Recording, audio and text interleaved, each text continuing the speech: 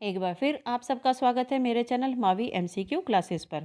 आज की video 10th class की एसएसटी ज्योग्राफी की बुक से है, जो लेसन नंबर 1 संसाधन और विकास के एमसीक्यूज़ की है।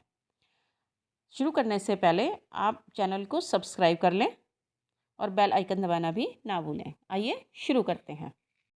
एक देखिए, लौह अयस्क किस प्रकार का संसाधन है? नवीकरण योग्य, प्रवाह, जैव या अनवीकरण योग्य? और इसका सही आंसर है अनवीकरण योग्य है। इसे पुनः प्राप्त नहीं किया जा सकता, नवीनीकरण इसका नहीं होता है। प्रश्न नंबर 2 देखिए, ज्वारीय ऊर्जा निम्नलिखित में से किस प्रकार का संसाधन नहीं है?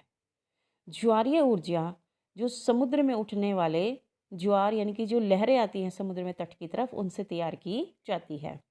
वो किस प्रकार का संसाधन नहीं है? पुनः पूर्ति योग्य, अजैव, मानवकृत या अचक्रीय? और इसका सही आंसर है अचक्रीय, क्योंकि ये चक्रीय संसाधन है। इसे दोबारा से इसे प्राप्त किया जा सकता है। पुनः पूर्ति योग्य भी है, अजैव है, मानवकृत है, अचक्रीय नहीं है। प्रश्न नंबर 3 देखिए, पंजाब में भूमि निम्नीकरण का निम्नलिखित में से मुख्य कारण क्या है?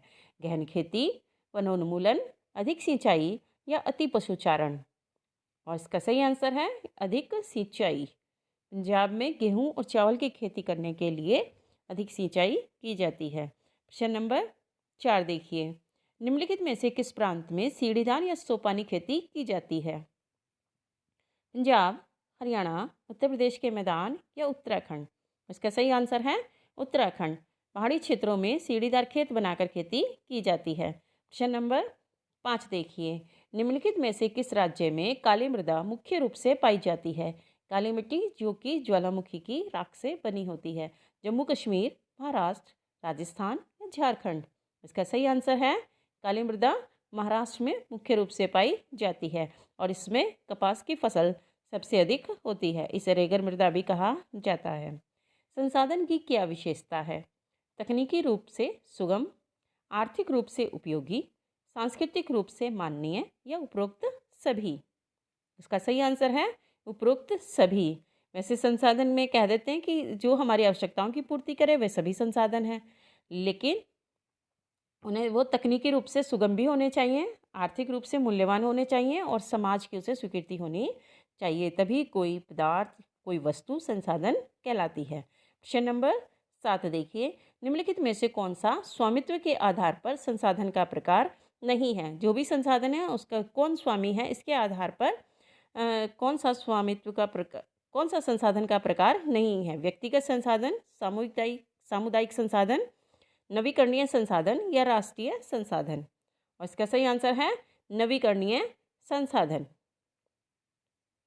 प्रश्न नंबर 8 देखिए, वह संसाधन क्या कहलाते हैं जिनकी प्राप्ति जीवमंडल से होती है? जैव संसाधन, अजैव संसाधन, व्यक्तिगत संसाधन या उपरोक्त सभी? और इसका सही आंसर है जैव संसाधन, जिनकी प्राप्ति हमें जैवमंडल से होती है, जैसे वनस्पति जात है, प्राणी जात है, पशुधन है, मत्स्य है, ये सब जैव संसाधन है, इनमें जीवन होता है। प्रश्न नंबर 9 देखिए, निम्नलिखित में से कौन सा नवीकरणीय संसाधन नहीं है? जल, वन, जीवाश्म ईंधन या सौर ऊर्जा? नवीकरणीय संसाधन नहीं है जो पुनः प्राप्त नहीं किया जा सकता।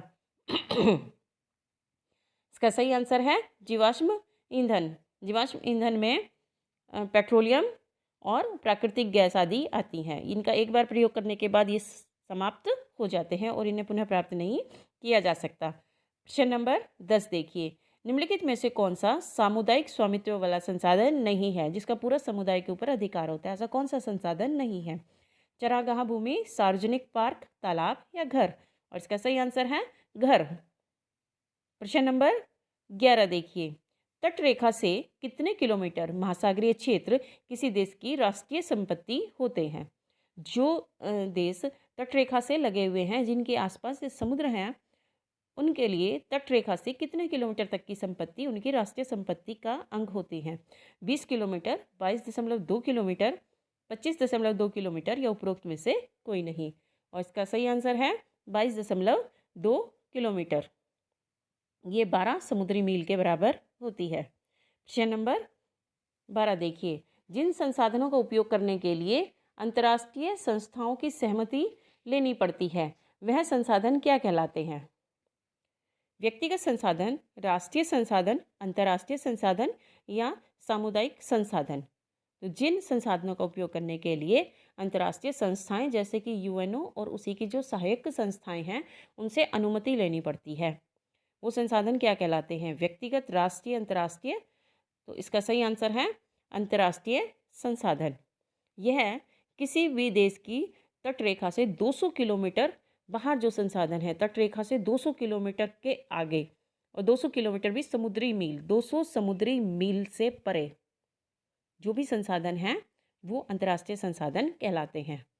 भारत ने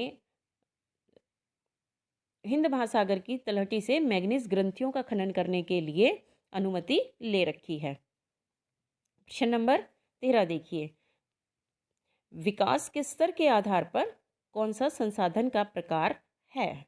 संभावित संसाधन, विकसित संसाधन, भंडार या उपरोक्त सभी? उसका आंसर है उपरोक्त सभी। विकास के स्तर के आधार पर ये सभी संसाधन के प्रकार हैं। प्रश्न नंबर 14 देखिए, संसाधनों के अंधाधुंध शोषण से कौन सा वैश्विक पारिस्थितिकी संकट पैदा हो गया है? आसान सा प्रश्न है ये। भूमंडलीय ताप का बढ़ना, ओजोन परत का क्षरण, भूमि निम्नीकरण या उपरोक्त सभी? इसका आंसर है उपरोक्त सभी।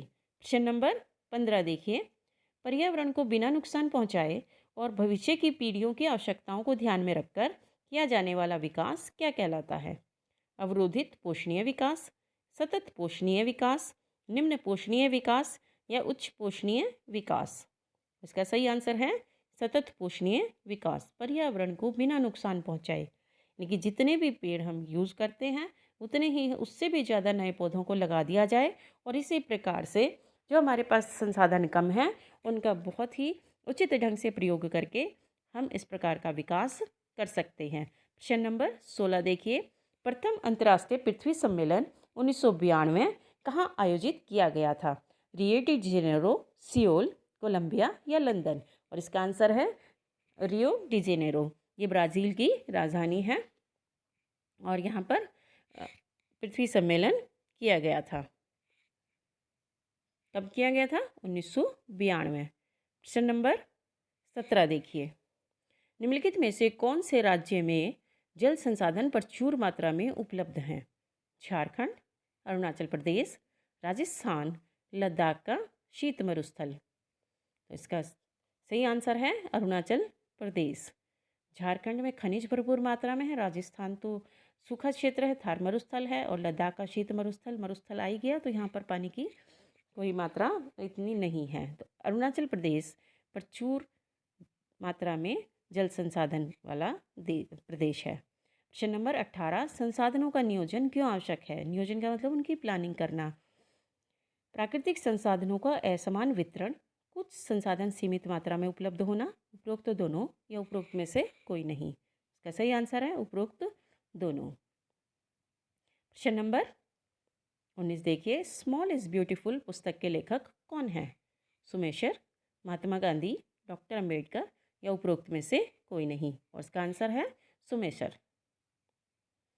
प्रश्न नंबर 20, हमारा साझा भविष्य नामक पुस्तक का संबंध किस विषय से है? ये बुक का नाम है हमारा साझा भविष्य। संसाधनों की खोज, संसाधनों के संरक्षण से, संसाधनों के विकास से या उपरोक्त में से कोई नहीं? इसका सही आंसर है संसाधनों के संरक्षण से। प्रश्न नंबर 21, वह भूमि जहाँ 1 वर्ष से अधिक से खेती ना की गई हो क्या कहलाती है? उपजाऊ भूमि, वर्तमान प्रतिभूमि, बंजर भूमि या उपरोक्त में से कोई नहीं? सही आंसर है वर्तमान प्रतिभूमि। और जिस भूमि पर 1 से 5 वर्ष के भीतर कोई खेती ना की गई हो उसे पुरातन प्रतिभूमि कहा जाता है। प्रश्न नंबर 22 देखिए, भारत का कुल भौगोलिक क्षेत्रफल कितना है? बिल्कुल आसान प्रश्न है। 34.8 लाख वर्ग किलोमीटर, 32.8 लाख वर्ग किलोमीटर, 36.8 लाख वर्ग किलोमीटर या 40.8 लाख वर्ग किलोमीटर? और सही आंसर है 32.8 लाख वर्ग किलोमीटर। प्रश्न नंबर 23, ये भी आसान प्रश्न है लेकिन एग्जाम में बहुत आता है। राष्ट्रीय वन नीति 1952 के अनुसार कितने प्रतिशत भौगोलिक क्षेत्रफल पर वन होने चाहिए? 35%, 45%, 33% या 25%? सही आंसर है 33%, यानी कि 1/3 भाग पर वन होने चाहिए। प्रश्न नंबर 24, सबसे अधिक उपजाऊ मृदा कौन सी है? जलोढ़ मृदा, काली मृदा, लेटराइट मृदा या मरुस्थलीय मृदा? इसका सही आंसर है जलोढ़ मृदा। जलोढ़ मृदा नदियों के द्वारा लाई हुई महीन मिट्टी से मिलती है। यह उत्तर के मैदानों में और डेल्टाई क्षेत्रों में पाई जाती है। इसमें हर प्रकार की खेत फसल जो है वो उगती है। प्रश्न नंबर 25 देखिए, कौन सी मृदा काजू की फसल के लिए सबसे अधिक उपयुक्त है? जलोढ़ मृदा, काली मृदा, मरुस्थलीय मृदा या लेटराइट मृदा? और इसका सही आंसर है लेटराइट मृदा। तमिलनाडु, आंध्र प्रदेश और केरल की लाल लेटराइट मृदा में काजू की खेती की जाती है। प्रश्न नंबर 26 देखिए, मृदा निम्नीकरण के क्या कारण हैं? वनोन्मूलन, अति पशुचारण, निर्माण और खनन, उपरोक्त सभी। मृदा निम्नीकरण होता है मृदा की ऊपरी परत का, उपजाऊ परत का खराब हो जाना।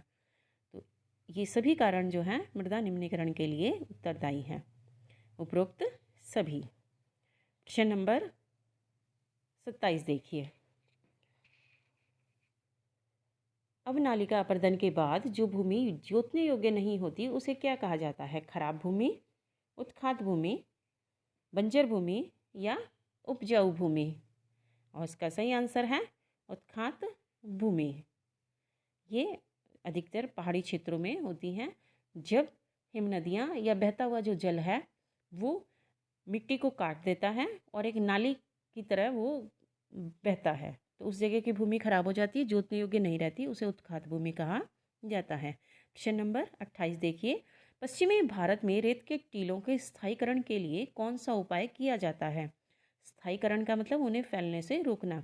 समूच जुताई करके, रक्षक मेखला बनाकर, सोपान बनाकर या उपरोक्त सभी? इसका सही आंसर है रक्षक मेखला बनाकर।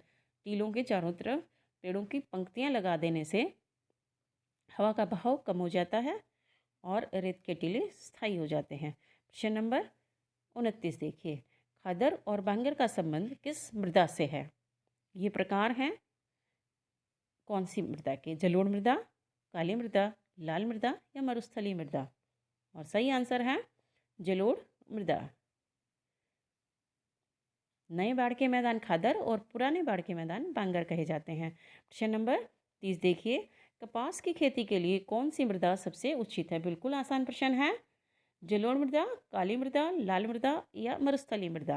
और सही आंसर है काली मृदा, जिसे रेगड़ मृदा भी कहा जाता है। महाराष्ट्र, गुजरात में ये ज़्यादा पाई जाती है। तो ये थे बच्चों आज की वीडियो के 30 MCQs जो एग्ज़ाम में आपको बहुत मदद पहुंचाएंगे। आपको वीडियो कैसी लगी कमेंट करके बताएं। वीडियो को लाइक करें, शेयर करें। अगर अभी तक आपने चैनल को सब्सक्राइब नहीं किया है तो चैनल को सब्सक्राइब कर लें और बेल आइकन दबाना भी ना भूलें। धन्यवाद।